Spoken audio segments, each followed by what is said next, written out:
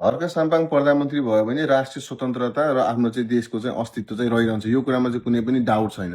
र उसँग चाहिँ देशको प्रधानमन्त्री भएर देशलाई विकास गर्न सक्ने योजनाहरू, क्यापासिटीहरू सबै कुरा छ, नभएको होइन, सब चिज छ उसँग। र उसलाई सबैले सपोर्ट गर्नु आवश्यक पनि छ।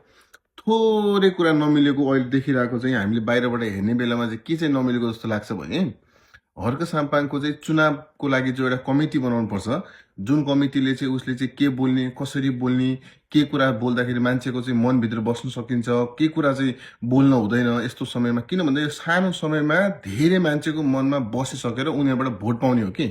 अनि यो चाहिँ जो संस्कृति पार्टी छ त्यो संस्कृति पार्टीको चाहिँ मेन मान्छे, मेन फेस भनेको चाहिँ जस्तो हर्क साम्पाङ हो। र मेन फेसलाई चाहिँ मान्छेले विश्वास गर्न छोडे, मेन फेसलाई चाहिँ मान्छेको मनमा बसाल्न सकिएन, अथवा चाहिँ आफ्नो क्याम्पेनलाई, जो इलेक्सनको क्याम्पेन हुन्छ त्यो क्याम्पेनलाई बुस्ट गर्न सकिएन भनेपछि चाहिँ राम्रो हुँदैन र राम्रोसँग भोट पाउन सकिँदैन, जित्न सकिँदैन।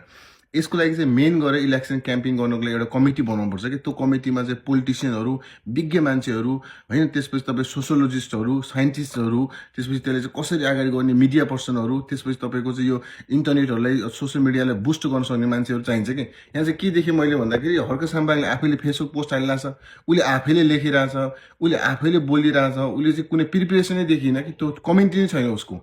अनि त्यो कमिटी भएन भने छोटो समयमा इलेक्सनमा धेरै भोटहरू पाउन सकिने अथवा जित्न सकिँदैन। त्यही भएर चाहिँ हल्का चाहिँ यो कमिटी चाहिँ हर्क साम्पाङजीले चाहिँ चाँडोभन्दा चाँडो बनाउनु भयो भने तब चाहिँ के हुन्छ भन्दाखेरि जित्न सकिन्छ। त्यो कमिटी चाहिँ चाहियो हर्क साम्पाङको। मैले त्यो कमिटी चाहिँ छैन जस्तो लाग्यो।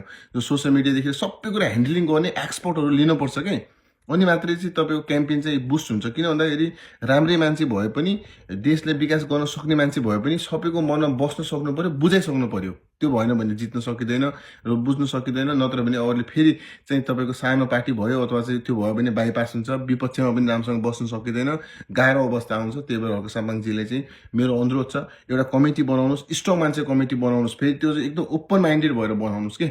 त्यो चाहिँ गर्नुहोस् भन्ने एउटा चाहिँ सुझाव पनि हो, सल्लाह पनि हो र अपेक्षा पनि हो है।